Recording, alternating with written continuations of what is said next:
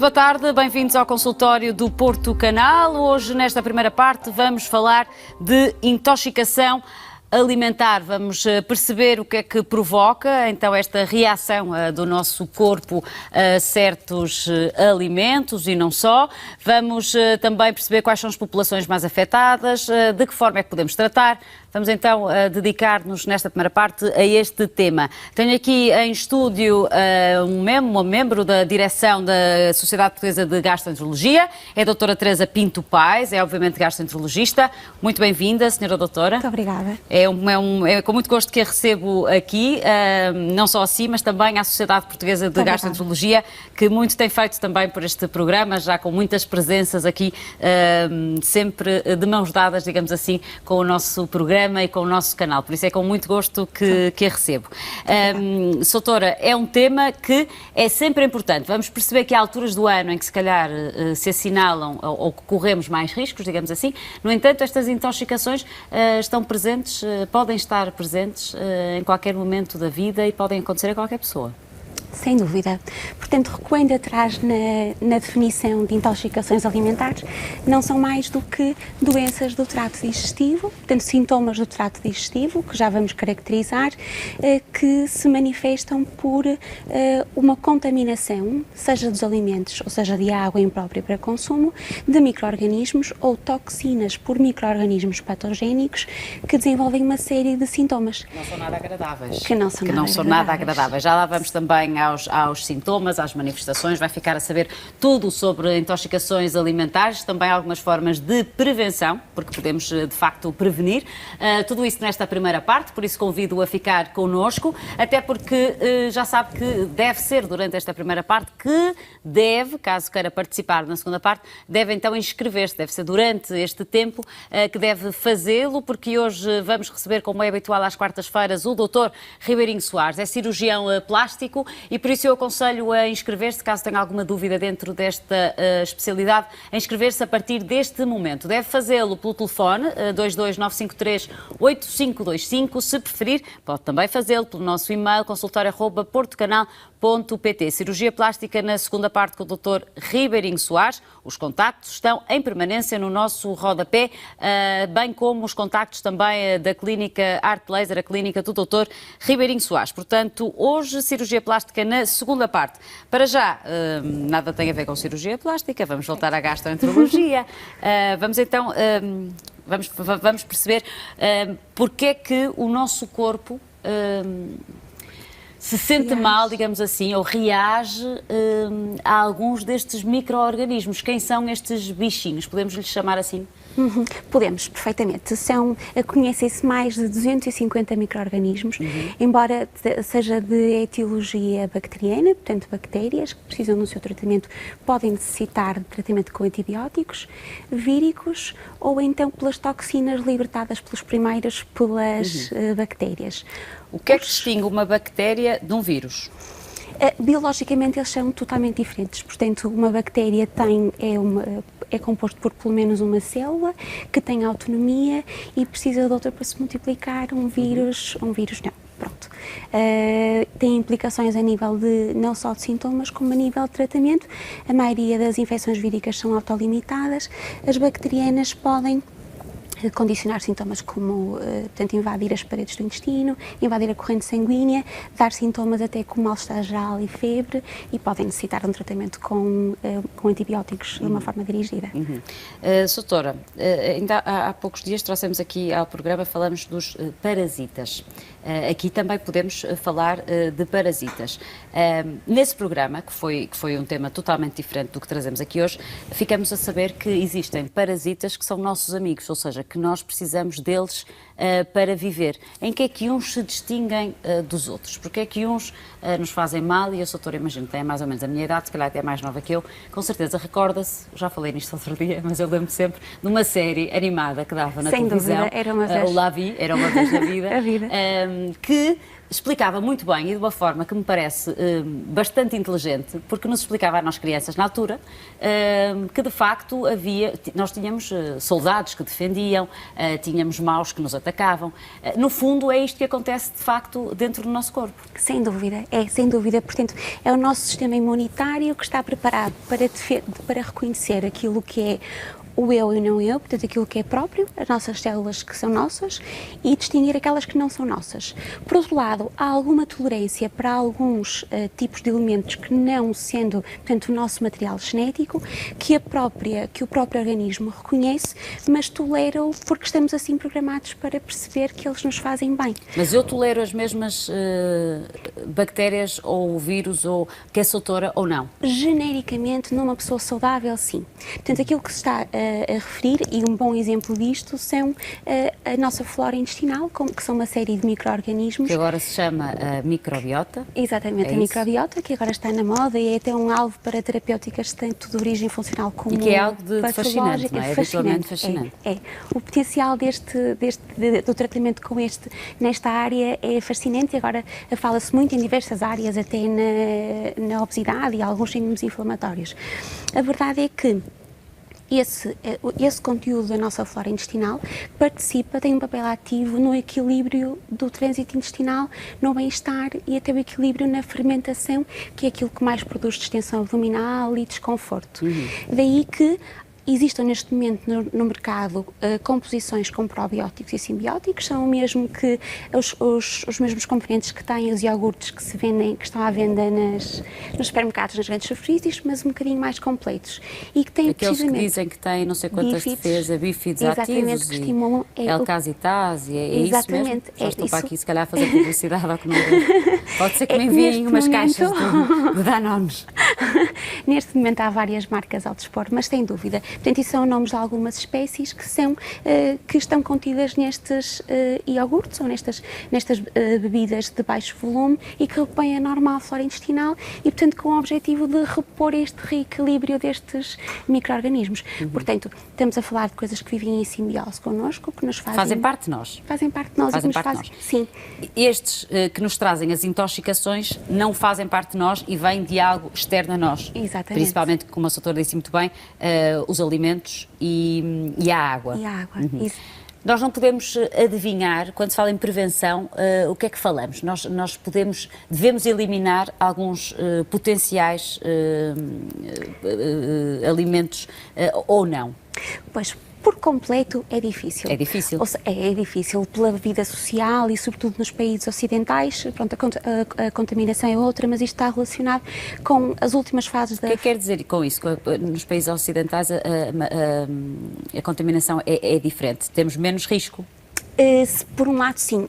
Nos países ocidentais não controlamos tão bem o que comemos, mas sem dúvida que, sobretudo pela confecção e pelos métodos de... Mas há métodos muito rigorosos hoje em dia de controle, não é? Sim. Ao contrário dos países subdesenvolvidos ou em desenvolvimento, que a contaminação é ampla, desde a água que não é potável, não é própria para o consumo e é responsável até por uma elevada mortalidade que já não se verifica tanto nos países ocidentais. Mas consiste nada mais do que isso. Portanto, a contaminação pelos alimentos ou pela água de bactérias ou toxinas produzidas pelas mesmas que se multiplicam e depois vão desencadear um quadro gastrointestinal próprio de uma inflamação no trato. Tem aí uma mosca a amassá-la imenso, não tem? Pois tem. Está fazendo assim, não tem problema nenhum. Quero é que esteja confortável, porque estou a ver que ela está aí a passear. Estas toxinas podem vir de onde? As toxinas habitualmente vêm ou do próprio animal, que pela própria ingestão, a contaminação das terras, a contaminação das fezes uns dos outros. Que ainda existe, não é? Ainda existe, sim. Às vezes o mau uso de antibióticos, o mau cuidado com as próprias terras e os sistemas de higiene da própria criação dos animais pode estar em parte na origem.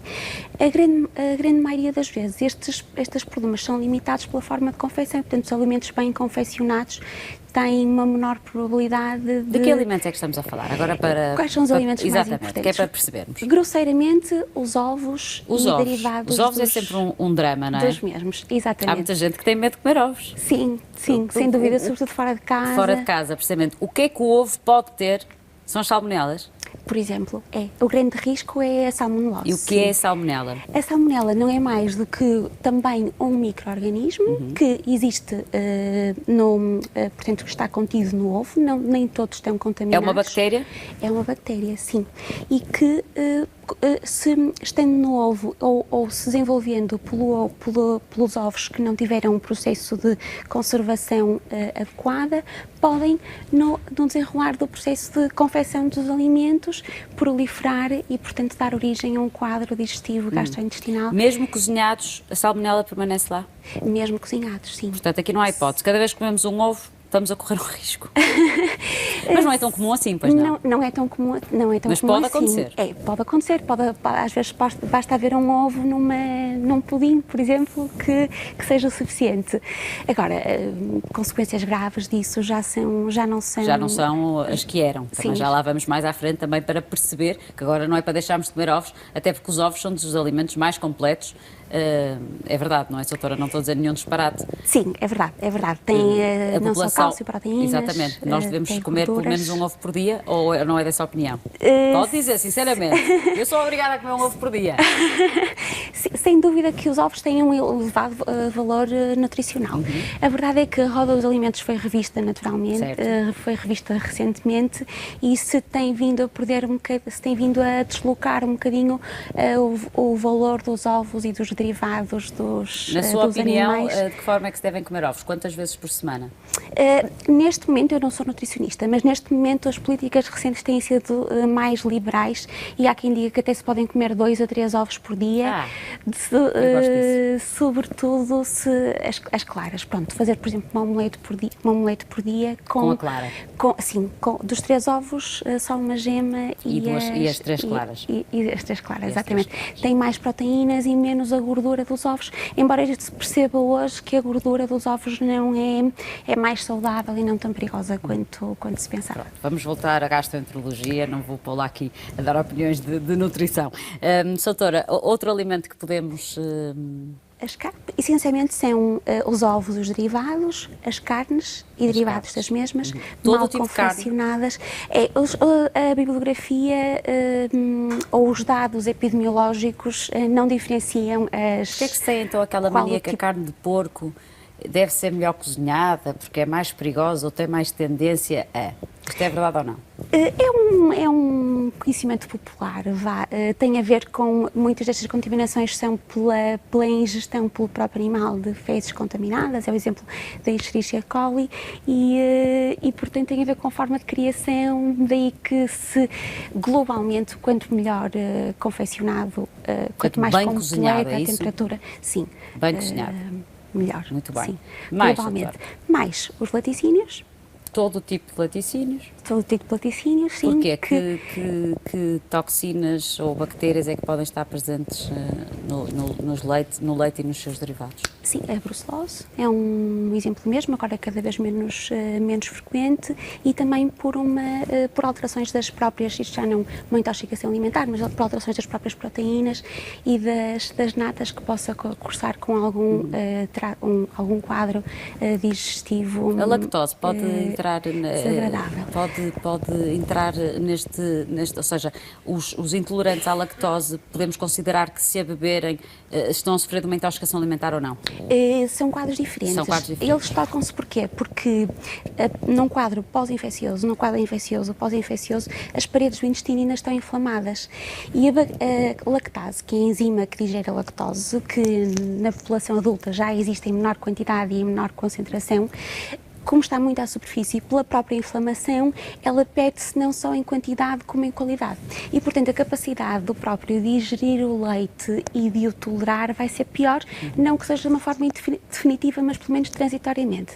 Daí que seja comum se recomendar nestes quadros de intoxicações alimentares, pelo menos de uma forma transitória, evitar o leite, derivados do leite, não que se adivinhe uma intolerância daí em diante, mas porque no momento a probabilidade de tolerar é pior. É pouca. E pronto, depois o leite não digerido no lumen intestinal acumula líquido, fermenta e agrava, sobretudo, os sintomas. Mais algum alimento que queira destacar? E o peixe, são estes quatro grupos. O peixe cru, por exemplo. Sim, mais o peixe cru, sim. E Foi derivados. o que eu almocei, doutora. E derivados do mesmo. Sabe Devemos bem. comer sushi, podemos comer sushi em segurança ou não?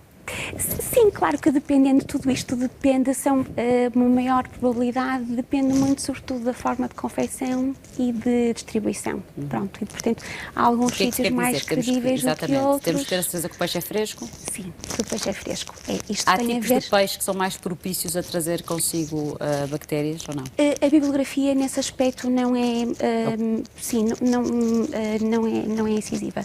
Portanto, o peixe cru, sim, sabemos que é mais propenso a ter alguns micro-organismos, mas depende muito da forma não só de confecção como distribuição e de manutenção.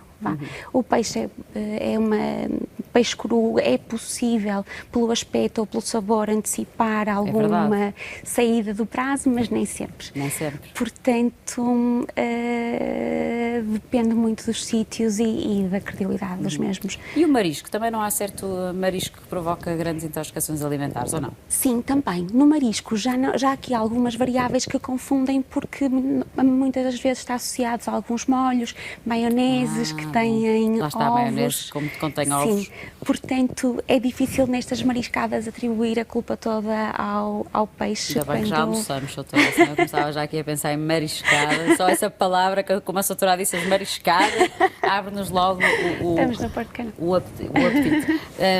Doutora, a verdade é que isto não deve ser um sinal, quer dizer, isto não deve alarmar os telespectadores. De todo. O número de intoxicações alimentares tem vindo a diminuir com o passar dos anos. Sim, sobretudo, pelo menos de formas preocupantes. Porque existem diferentes tipos de intoxicação? Existem, por fisiologia, há dois tipos de intoxicação alimentar, se ela é provocada pela própria bactéria em si, se por toxinas da mesma, libertadas pela mesma. Tem um tempo de ação diferente, pode ter uma clínica diferente, mas grosseiramente têm os dois a mesma origem. Dão reações de imediato? O intervalo, desde a ingestão da comida contaminada. Quer dizer, o tempo de incubação. Exatamente. Vamos também desmistificar o que é isso. O tempo quando de o bichinho está ali que não... Não é mais do que o tempo que ele demora desde a ingestão até se instalar nas paredes do estômago ou do intestino, multiplicar e condicionar, agarrar às paredes do estômago ou do intestino e condicionar alguma inflamação. E, portanto, este período de incubação depende da quantidade ingerida, do micro-organismo em si, e depende imenso das defesas do próprio hospedeiro, portanto, da própria pessoa. Daí que muitas vezes estes surtos, que surgem num contexto epidemiológico muitas vezes óbvio, outras vezes menos, mas que após uma ingestão de uma ida a um restaurante, uma refeição em comum, a família ou aquele núcleo que conviveu, todos têm mais ou menos os mesmos sintomas, pode ser mais pronunciado ou menos, uns com umas horas ou com até um dia ou antes Mas o normal é que fique tudo doente, não é? O normal é que fique tudo... Que é uma festa, quando fica tudo doente em casa. Exatamente. Por outro lado, é um sinal de benignidade, não é? Quando também é importante. É mais fácil de perceber que teve aquilo, e na maioria são autolimitadas. Boa. Doutora, podemos dizer, e eu gostei da palavra hospedeiros, porque de facto nós se hospedamos, alguém em nós faz de nós hospedeiros, há faixas da população que são mais suscetíveis ou estamos todos no mesmo barco?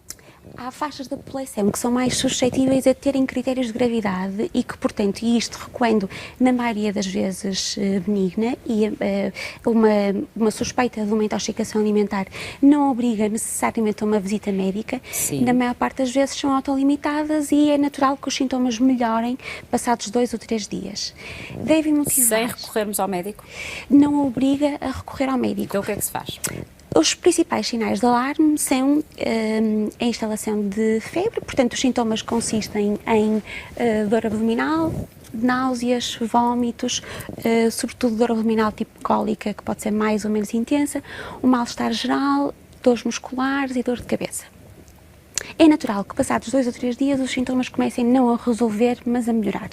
Se não resolvem ou em algum momento estão associados a febre ou sangue nas fezes, e devem motivar auxílio médico para fazer outro tipo de exames auxiliares de diagnóstico e avaliar Mas se é nesses 3 necessário dias que são um terror, para um quem já tratamento, teve, etc. o que é que se deve fazer? Dieta rigorosa, Beber muitos líquidos. beber muitos líquidos, É a parte mais importante. com água não contaminada, De preferência. também já lá vamos. Recuando, isto é válido, exceto para as Era o crianças, que eu ia perguntar. idosos ou grávidas. Aí está, aí Pronto. isso é a população de maior risco. Sim. Porquê? Porque estão São mais sensíveis. Exatamente. São mais Têm menos, sensíveis e, portanto, as consequências do mesmo, sobretudo da desidratação ou de alguma reação inflamatória mais grave, mais sistémica, trazem outro tipo de consequências. Portanto, estes 3 grupos devem procurar Logo. auxílio médico o quanto antes. Quando falamos de benignidade e malignidade, estamos a falar do quê? O que é que podemos considerar maligno? Alguém pode ainda morrer com uma intoxicação alimentar, doutora? Pode ser fatal? Ainda é fatal, sim. Nos países ocidentais menos, mas ainda é uma causa de elevada mortalidade, sobretudo nos países em desenvolvimento. Nestas faixas etárias, nas etárias e não crianças, só, nas grávidas também. Nas crianças, nas grávidas. O que é que se pode fazer para tratar estes casos graves? Além de uma declaração, não é, que na União Europeia é obrigatória desde 2005, estes surtos epidemiológicos, essencialmente é de imediato controlar o risco de desidratação, que é tanto mais grave quanto mais pequeno for quanto mais criança, quanto mais bebê, e também nas grávidas, compensar com a ingestão oral e, se necessário, através de soros, se o quadro gastrointestinal for de tal forma exuberante que o próprio não consiga a ingestão de líquidos e é necessário recorrer a soros por via endovenosa. Isto pode ser transmissível. Imaginemos uma família em que nem todos comeram o mesmo alimento. Pode ser transmissível só pelo facto da proximidade ou não? Depende muito do micro-organismo. Pode acontecer há vários micro-organismos, até podem ser vírus, que pela contaminação oral ou oral-fecal pode haver nos conviventes alguma contaminação, mas é menos frequente. A maioria das vezes é por aquele momento de ingestão daqueles alimentos e é transitória. Sim, é menos doutora, frequente. Existe maior número de intoxicações no verão. Porquê? Provavelmente pelas temperaturas, que alteram imenso a composição dos mesmos e, sobretudo, não só na forma de confecção, mas também de distribuição, e a própria conservação não permite que as temperaturas estejam em temperaturas baixas, que inibem o desenvolvimento da proliferação destas bactérias. Portanto, as bactérias são mais facilmente desenvolvidas, digamos assim, no calor. Proliferar quanto mais quente, sim. Uhum. Por isso devemos manter sempre os alimentos frescos. Conservar de uma forma, exatamente. De uma forma fresca. Quando falamos em prevenção, pode passar, por exemplo, por aqui? Isto é um conselho de prevenção? Sim, separar, sem dúvida, ter cuidado, sobretudo nestas épocas de maior calor, ter cuidado na conservação. Hoje então, doutora, isto hoje não foi nada um bom dia para falarmos disto, porque hoje, se não morremos de intoxicação alimentar, vamos todos morrer de calor, está muito calor hoje. Mas hoje, por exemplo, é um dia em que devemos ter muito cuidado, lá está, com os alimentos, não deixar os alimentos expostos ao calor? Sim, sem dúvida, não deixá-los expostos ao calor, não misturar os crus com os crus com os frios,